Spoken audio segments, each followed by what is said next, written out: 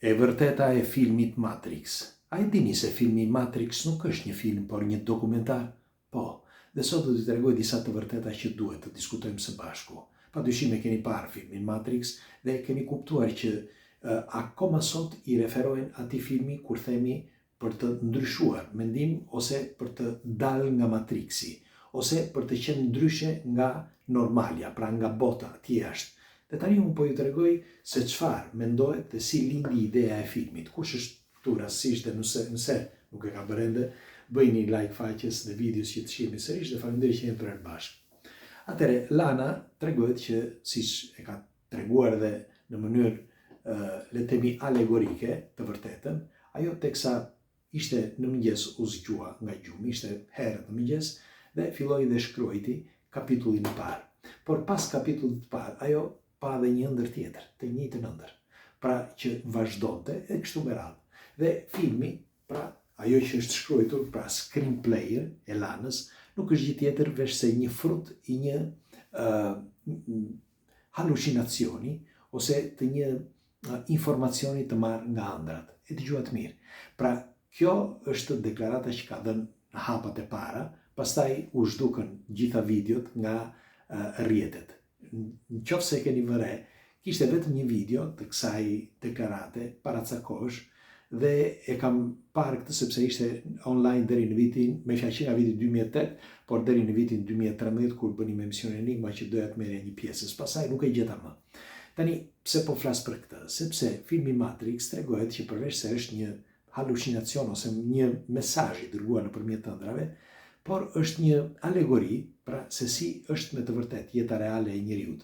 Tani aty kanë bërë ekstremitete të rënda që të shkëpusin mendjen nga rutina, pra nga normaliteti, që të kuptosh diferencën e një bote dhe një bote tjetër. Sepse në këtë dimension ku jetojmë ka dy botë. Bota që ne njohim dhe bota që nuk njohim. Pra bota spirituale, ose bota shpirtërore, ose demonët, ose alienët, ose çdo gjë që gjendet atje që ne i cilësojmë si diçka tjetër. E dëgjuat mirë. Tani do thot në njëri nga ju, Nadirit, tani është çmendur sepse si mund të thotë Nadiri që alien demon kur flet për Matrixin. Pikërisht pra. Pikërisht për këtë doja të flisja sot. Sepse disa edhe i ngatrojnë. E ngatrojnë, pse e ngatrojnë? Sepse mendojnë që Matrixi nuk është gjë tjetër veç se një botë dimensionale diku tjetër. Jo. Ekziston në këtë dimension ku jemi, në këtë botë ku jemi, vetë se në këtë botë ku jemi është ndarë në dimensione. Dhe dimensionet janë të paktën 12 që kemi zbuluar, 11 kemi zbuluar deri tani, por mund të jenë dimensione pafund, sepse ne nuk i njohim. Dimensionet janë materia, pra ajo që ne thithim, por që nuk e shohim, oksigjeni, quheni si doni, fusha magnetike, grimcat e vogla. E gjithë kjo është materie dhe kjo materie është ndarë në dimensione. Dimensionet janë infinitesimale, janë grimca të vogla që i ndajnë në shkallë ose në rrjetet, me fjalë dimensioni 1, dimensioni 2, por gjenden brenda materjes, pra në brendësi të materjes. Nuk është se është një rrjet që këtu deri këtu pastaj nuk shkon më dhe pastaj është pak komplekse, por unë doja t'ju thoshja që në qoftë se, sepse kjo është fizika kuantike, në qoftë se kjo, atëre, siç thotë dhe fizika kuantike, që këtu ekzistojnë dimensionet, pse mos të besojmë atëre që edhe qenjet të tjera apo specie që ne nuk mund t'i perceptojmë dot, të gjenden pikërisht pra brenda këtij dimensioni. Ata që ne quajmë alien, që ne quajmë demon, që ne quajmë si të doni ju, mund të gjenden në një dimension tjetër brenda kësaj materie dhe shfaqen dhe zhduken sa herë që të duan. E di që është tepër komplekse këtë, por dëgjoni me vëmendje. Tani pse e lidha këtë me Matrixin? Sepse Matrixi nuk është gjë tjetër, siç ju thashë më përpara, vetëm një botë tjetër dimensionale, pra një botë që ne mendojmë, sepse na i kanë bërë në mënyrë alegorike, ju thash që është një dokumentar, që gjëja çdo gjë gjendet në rrjet, pra njeriu përballet me rrjetin, me frekuencat, me kodin binar e tjerë e tjerë. Nuk është kështu, por njeriu mundet që të jetë një, si mund të quhet, një specie e krijuar dhe e programuar për të jetuar këtë dimension.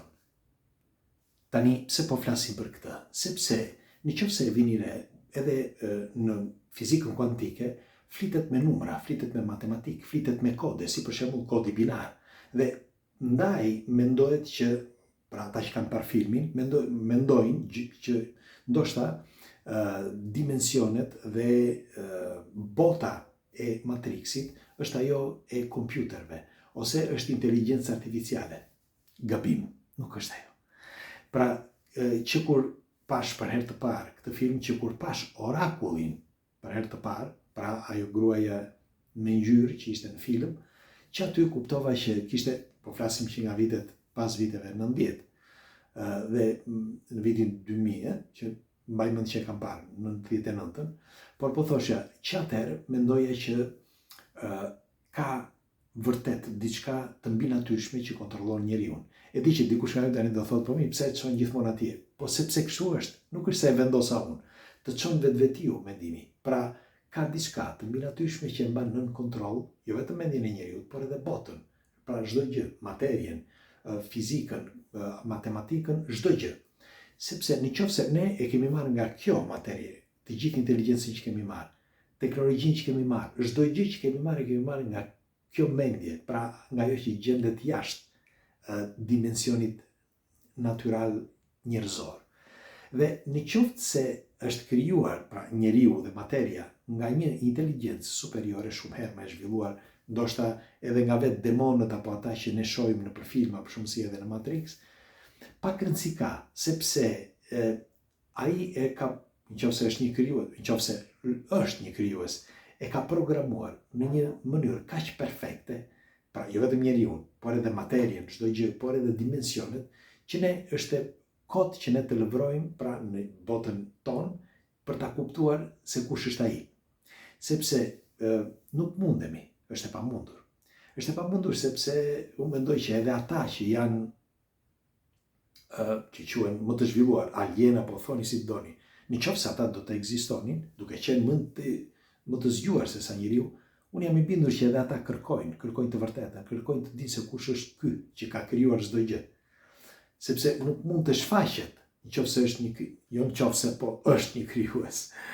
Them, dua që ta mbaj aty pra në si gjithmonë që ti je masnjanës, por ndonjëherë edhe më shkak goja dhe kështu që doja të thosha që është mirë ndonjëherë që të thuash të vërtetën, sepse shikoni, e di që dikush nga ju do thotë, po ti, sepse kam lexuar shpesher, ti besoj që s'ke me të. Mire do t'i them, çdo gjë është krijuar në mënyrë kaq perfekte, sa që vë në diskutim edhe mendjet më të dritura. Disa nga ju do thonë, po mirë, ku është Zoti tani, të shikosh gjithë ata fëmijë që vuajnë, apo njerëz që janë të mirë dhe ikin nga ky jetë dhe mbeten ata që janë të këqij. Të gjithë janë njësoj. Për të gjithë janë njësoj, sepse ai i krijoi, ai ka fëmijët e tij që të gjithë.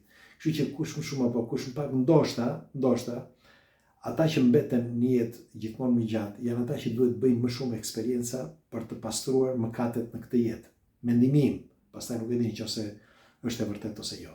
Megjithatë, doja të thosha me këtë që shumë njerëz mendojnë që Matrixi nuk është gjë tjetër, siç u thash, vetëm një program kompjuterik i lidhur me mendjen e njeriu. Nuk ka lidhje fare për mendimin tim, por e vërteta qëndron në atë botën dimensionale dhe në programimin pra e qelizave të njeriu dhe të mendjes së tij, pra qenies njerëzore. Aty qëndron truku se si të dyja këto lidhen fort pra me atë që quhet krijuesi. Nëse mbani mend atë me ato pilula e kuqe ose pilula blu, si mbani mend. Dhe është e çuditshme sepse ne në jetë thithim ato informacione pikërisht si ato pilulat. Dhe ka raste ndonjëherë që zgjedhim pilulën e keqe ose atë që nuk dëshirojmë, por sepse kondicionohemi, si thuhet në shqip, më falni, e harrova tani, nga ambienti ku gjendemi, pra nga njerëzit ku gjendemi dhe nga ata që kemi përballë. Dhe kjo shkakton pra efektin domino. Dhe Këtu mund të mbyll me këtë që duket sikur vërtitemi rreth e rreth dhe shkojmë në të njëjtin vend. Pra, mendja e njeriut është e programuar me aq megabajt sa ka dhe ato megabajt i përdor për të jetuar këtë jetë. Pra, të bëj këtë eksperiencë. Ju çfarë mendimi keni? Është e vërtet apo jo? Nuk e dim kuptuat apo jo, nëse jo më shkruani një koment dhe faleminderit që jemi për bashkë.